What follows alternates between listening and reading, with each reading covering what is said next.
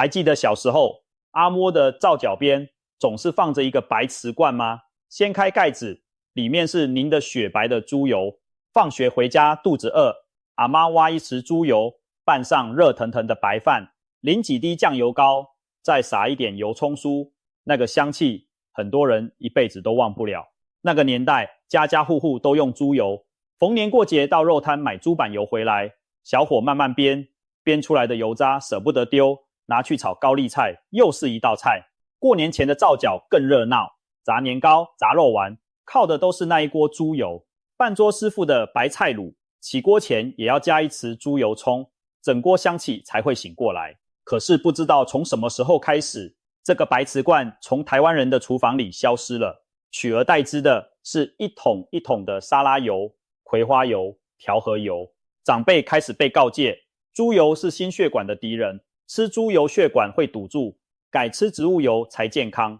這個觀念我們整整相信了40年。但這幾年您可能也聽說了，國際上越來越多研究開始替豬油說話，有人甚至直接說豬油被冤枉了，到底真相是什麼？今天我們就把豬油和植物油請上擂台，一個回合一個回合比給您看。先把結論說在前頭，豬油確實被冤枉了一部分，但這不代表植物油不好，更不代表我們該回頭天天吃豬油。真正的答案是，每一種油都有它的擅長，也有它的罩門，用對場合，兩邊都是好油；用錯場合，再貴的油都會變成身體的負擔。至於廚房裡那2樣真正該提防的東西，反而很少人講，我們留在後面仔細說。現在先從豬油是怎麼被打入冷宮的講起。時間回到1950年代的美國，那時候美國中年男性心臟病發的比例快速攀升，連總統艾森豪都在任內心臟病發。報紙3天2頭就有壯年人突然倒下的消息，心臟病成了全民最害怕的疾病，全國上下都急着找原因。一位叫做安塞爾基斯的生理學家提出一個假說，飲食裡的飽和脂肪會提高血液中的膽固醇，膽固醇堆積在血管壁就會引發心臟病。為了證明這件事，他主持了著名的7國研究，比較美國、日本、意大利、希臘等7個國家的飲食習慣和心臟病死亡率。結論是，動物脂肪吃得越多的國家，心臟病死亡率越高。這份研究在1970年正式發表，影響力大到改寫了全世界的餐桌。1977年，美國國會發布全國飲食目標，白紙黑字建議民眾減少飽和脂肪，少吃動物油，改用植物油。美國心臟協會也長期跟進宣導，飽和脂肪從此戴上壞脂肪的帽子，一戴就是幾十年。有意思的是，美國人真的照做了，超市裡低脂、脫脂的產品越擺越多，民眾把奶油換成人造奶油，把豬油換成植物酥油。可是接下來幾十年，肥胖和糖尿病的比例不減反增。原因之一是很多低脂食品為了顧口味，把脂肪拿掉之後，加回了更多的糖和精致澱粉。這件事後來成了營養學上很重要的一課，單獨追打某一種營養素，常常會顧此失彼。這股風潮很快吹進台灣。1980年代之後，電視廣告天天播沙拉油，強調植物性，清爽不油膩。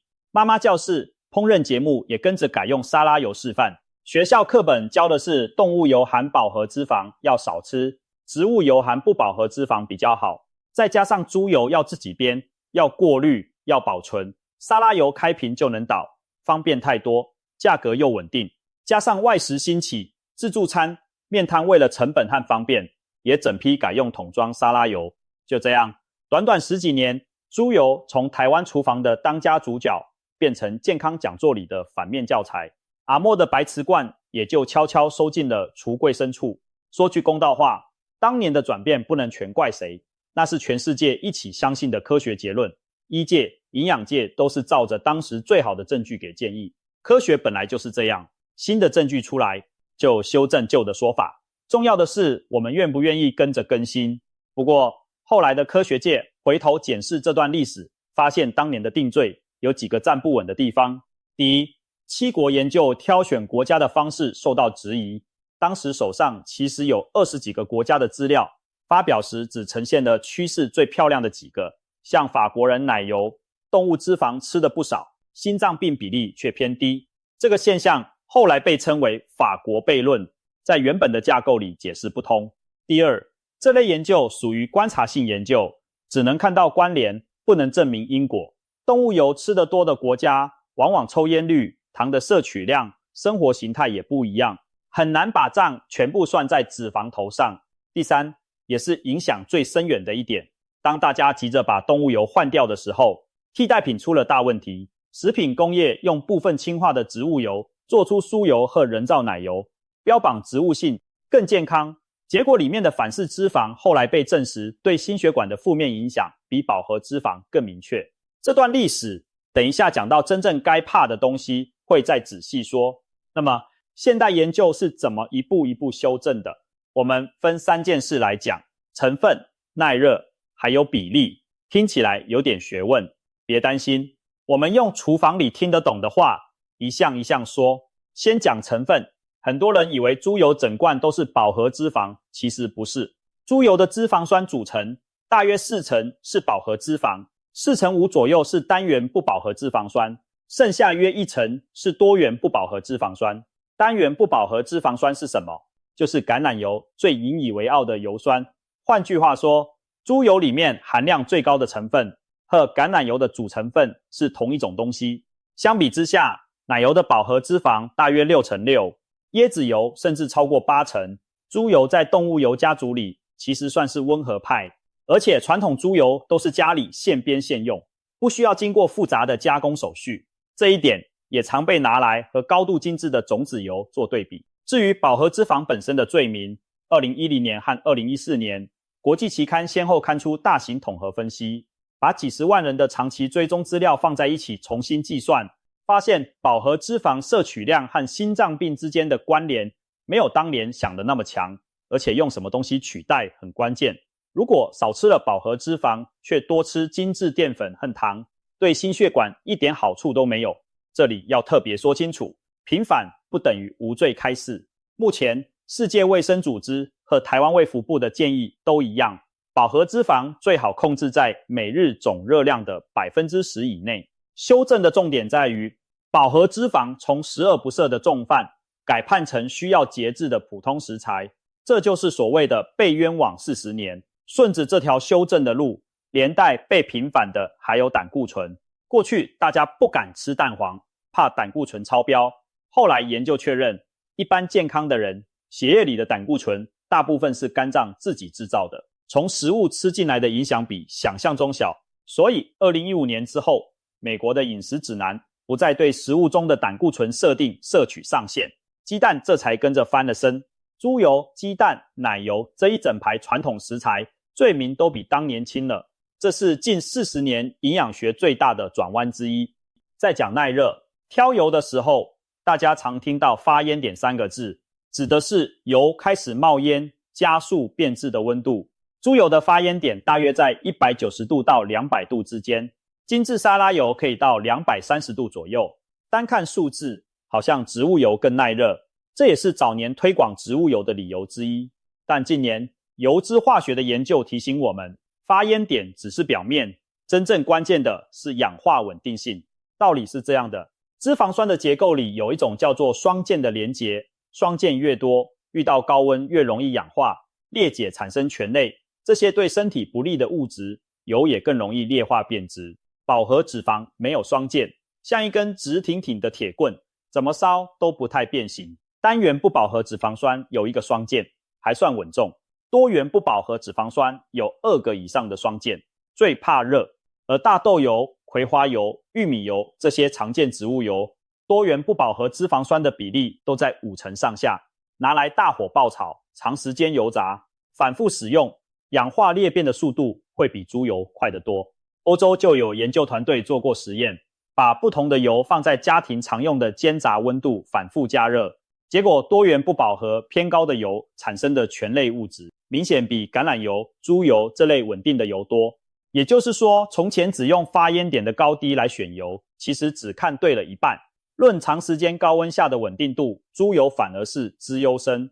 這正是這幾年豬油翻案最重要的科學依據。最後講比例，這是近年營養學相當重視的議題。植物油裡的多元不飽和脂肪酸主要分成 Omega-6 和 Omega-3 兩大類，人體2種都需要，但講究平衡。問題在於現代人外食多，加工食品多，用的幾乎都是大豆油、玉米油這類 Omega-6 偏高的油。以大豆油來說，裡面的亞麻油酸，也就是最主要的 Omega-6，比例大約50%，而 Omega-3 的來源，像深海魚、亞麻仁，現代人反而吃得少。學者估計，老祖先的飲食裡 Omega-6 和 Omega-3 的比例大約在4:1以內，現代飲食卻普遍來到15:1，甚至更懸殊。Omega-6 長期過量， Omega-3 不足，身體會比較偏向慢性發炎的狀態，對血管、對關節都不是好事。這一點恰恰是植物油陣營的罩門。當年我們把豬油全面換成沙拉油，某種程度上是把飽和脂肪的疑慮換成了 Omega-6 過量的問題。拆東牆補西牆，好消息是這一題有解，想把比例拉回來。一邊是別把 Omega-6 偏高的油當成家裡唯一的萬用油，另一邊是把 Omega-3 補起來。台灣人最方便的來源就是魚，青魚、秋刀魚、鮭魚都很豐富，建議每星期吃2到3次，再搭配核桃、亞麻仁這些植物來源，比例自然會慢慢改善。好，歷史的恩怨、科學的修正都交代完了，現在正式開打。擂台賽一共3個回合，全部都是台灣家庭每天會遇到的真實場景。第一回合，比大火快炒和油炸。台灣人的廚房離不開大火，煎絲木魚肚、炒空心菜，逢年過節炸排骨、炸芋頭丸。這種場合比的就是剛剛說的氧化穩定性。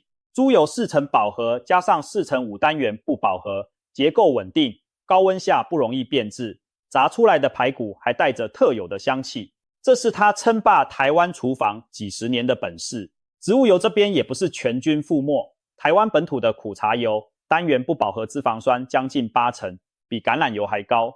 精緻苦茶油的發煙點可以到220度以上，是本土油品裡的耐熱高手。長輩常說苦茶油固胃，拿來煎蛋拌飯都合適。精緻酪梨油的耐熱表現也很好。真正要避開的是大豆油、葵花油這類多元不飽和偏高的油，平常快炒一下還可以拿來久炸、複炸，就強人所難了。這一回合，豬油和苦茶油、酪梨油並列勝出，一般沙拉油敬陪末座。這裡再送您一個實用的小步驟，就算用穩定的油，也建議熱鍋冷油，鍋子燒熱之後再下油，油下去就接着下菜，不要空燒一鍋油，等到冒煙才動作。溫度一旦超過發煙點，再好的油也會開始變質。家裡常煎魚的朋友看到鍋邊冒出淡淡青煙，就是警訊，把火轉小一點，油和菜都保得住。另外，同一道菜也不必執着，只用一種油。像老師傅的做法，用豬油爆香蔥蒜，起鍋前補幾滴麻油提香，穩定的油負責耐熱，香氣足的油負責收尾，各取所長。第二回合，比涼拌和低溫料理，場景換到夏天的涼拌小黃瓜、燙青菜淋油，五穀飯拌1匙好油。這種吃法不經高溫，油裡的營養成分能完整保留，比的就是誰帶的好東西多。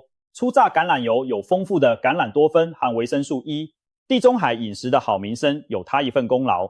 亞麻仁油的 Omega-3 含量在植物油裡名列前茅，剛好補現代人最缺的那一塊。不過它非常怕熱，只能涼拌。開封後要放冰箱，冷壓芝麻油，香氣飽滿，拌麵線、淋豆腐一絕。豬油呢，常溫會凝固，拌進冷菜裡，口感油膩。而且它的強項本來就是耐熱，派它出廠涼拌是大材小用，又討不到好。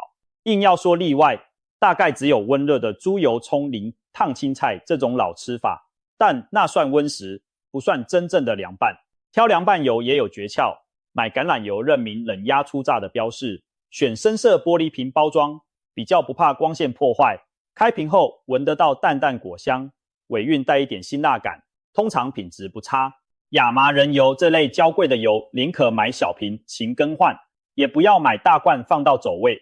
這一回合，植物油大獲全勝，豬油直接棄權。第三回合，比保存和久放，油買回家不是一天用完的，誰耐放誰容易壞，也要比一比。原理還是雙劍，多元不飽和越高的油，開封後接觸空氣和光線越容易氧化出油耗味，所以大豆油、葵花油這類油，開封後最好2到3個月內用完，平常鎖緊瓶蓋，收在陰涼的櫥櫃，不要放在瓦斯爐旁邊，天天被熱氣烘。買的時候也順手看一眼製造日期，越新鮮越好。飽和脂肪高的豬油天生抗氧化，這是它耐放的本錢。以前阿媽的白瓷罐擺在皂角好幾個星期也不壞，靠的就是這個體質。不過要提醒自己在家煸的豬油，如果肉屑雜質沒有濾乾淨，反而容易酸敗。建議用消毒過的乾燥玻璃罐盛裝，放冰箱冷藏，1到2個月內用完最安心。市售精緻豬油穩定性更好，開封後同樣建議冷藏。這一回合論天生體質，豬油小勝；論食物保存，兩邊都得守規矩。順帶說，一個很多家庭的通病，大桶油看起來划算，但2公升、3公升的大桶裝，小家庭往往半年都用不完。後半桶其實一直在慢慢氧化，精打細算的做法是依照家裡開火的頻率買小瓶，新鮮用完再買，才是真正的省。3回合打完，您應該看出來了，這場世紀對決根本沒有全能冠軍。炒炸看穩定，涼拌看營養，久放看習慣，誰用對場合，誰就是那一餐的好油。講到這裡，真正的重點來了，豬油和植物油炒了40年，兩邊陣營互指對方是壞油，但廚房裡真正傷人的2個角色，反而常常沒人盯着。這2個角色的共同點是，他們都不是天生的壞，而是被人用壞的。第一個，反覆回鍋的油，不管原本是豬油還是植物油，只要反覆高溫使用，油脂就會不斷裂解聚合，累積出所謂的總極性化合物。這是國際上評估油炸油劣化程度的正式指標。依照台灣食藥署的規範，油炸油的總極性化合物超過 25%， 就必須整鍋換新，不能繼續使用。在家裡沒有檢測儀器，可以用眼睛和鼻子把關，油色變得又深又濁，質地變粘稠，還沒下食材就一直冒煙，起的泡沫久久不散，或是聞起來有一股油耗味，只要出現其中一種，就該整鍋換掉。油炸的時候，食材表面的水分記得先擦乾，也能減緩油的劣化速度。家裡炸過一次的油，如果捨不得丟，把渣濾乾淨，裝罐冷藏，盡快拿去炒菜用完，不要留着下星期再炸一輪。在外面買炸物，也可以順眼看一下店家的油鍋，油色清亮的，總是比較讓人放心。如果家裡實在常吃炸物，也可以考慮用烤箱或氣炸的方式取代一部分油炸，用油量少，就沒有回鍋油的煩惱。真的要油炸，油量寧可一次用足，用完就處理，冷卻後倒進瓶罐，交給回收單位或依照垃圾分類處理，千萬不要倒進水槽，堵了管線更麻煩。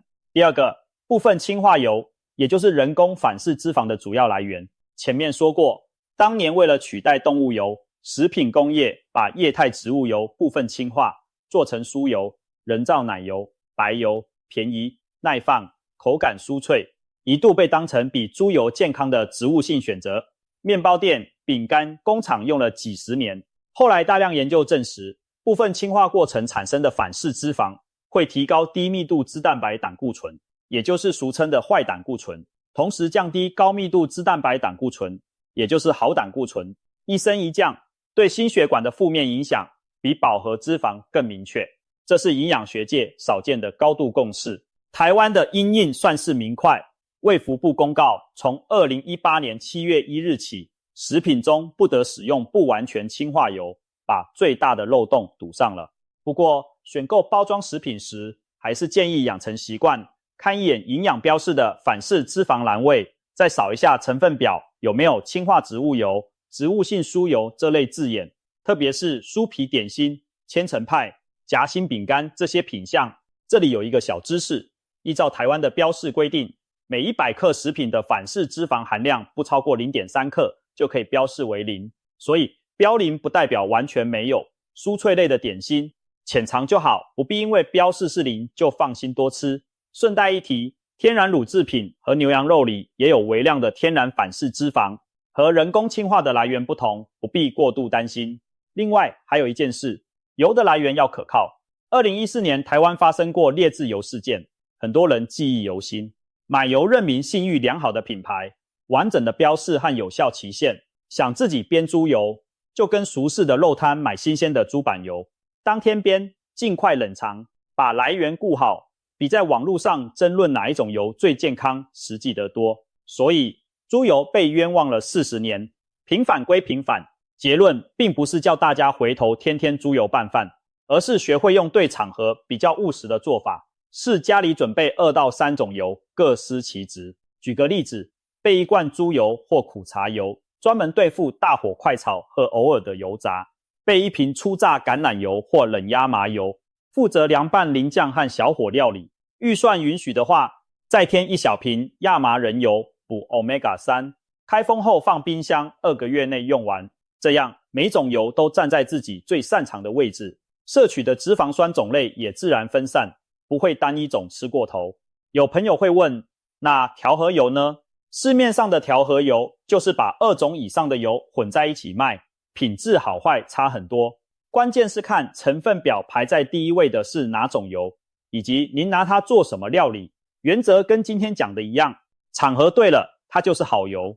至於3餐老是在外的朋友，用什麼油幾乎都是店家決定的。能做的是點菜時多選蒸、煮、滷、烤的菜色，讓雜物退居配角。回家開火的那幾餐，再用好油把品質補回來。分量上記得2個數字。衛福部國健署的每日飲食指南建議，烹調用油每天大約3到7茶匙，再加一份堅果種子，而飽和脂肪維持在每日總熱量的 10% 以內。以一般成年人來說，來自豬油、肥肉、奶油這些來源的飽和脂肪，一天大約20克上下就到頂了。換算一下，豬油拌飯偶爾吃1碗解饞，完全可以，天天當主食就過量了。給您一個1天的參考畫面：早餐烤地瓜配水煮蛋和無糖豆漿，幾乎不需要用油；中午炒一盤青菜，煎一塊虱目魚肚，用豬油或苦茶油，合計大約2茶匙；晚上燙一把地瓜葉，淋半式冷壓麻油，再撒一點白芝麻，湯就用清燉的，不勾芡。這樣1天的烹調用油剛好落在建議範圍裡，家裡的3種油也各自出場了一次。您會發現，重點從來不是戒掉哪一種油，而是讓每一支油都用在刀口上。還有幾種情況要多一分謹慎：已經確診高血脂、冠心病或有中風病史的朋友，以及健檢報告上低密度膽固醇長期紅字，有心血管疾病家族史的朋友，飽和脂肪的容忍空間要抓得更小。該不該用豬油？能用多少？請帶着健檢報告，直接請教醫師或營養師，不要單憑網絡影片就自己調整，更不能自行停藥。另外要知道，膽固醇偏高有時候和體質遺傳有關，不完全是吃出來的。同樣一碗豬油拌飯，每個人的身體反應不一樣，所以定期健檢，盯着自己的數字，永遠比套用別人的經驗可靠。政府提供的成人預防保健檢查裡就有血脂項目，40歲以上的朋友記得定期利用，把自己的膽固醇數字好好追蹤起來。如果近期出現走路會喘、爬樓梯、胸悶、胸口有壓迫感這類症狀，請先就醫檢查。飲食調整是長期的輔助，代替不了診斷和治療。最後，把今天的重點收攏一下。豬油當年被打入冷宮，靠的是1970年代的飽和脂肪假說和7國研究。後來的統合分析修正了它的罪名。豬油有4×5的單元不飽和脂肪酸，和橄欖油的主成分相同，高溫下氧化穩定性好，拿來炒炸，比多元不飽和偏高的沙拉油更站得住腳。植物油也沒有輸，涼拌和低溫料理是初榨橄欖油、亞麻仁油的主場。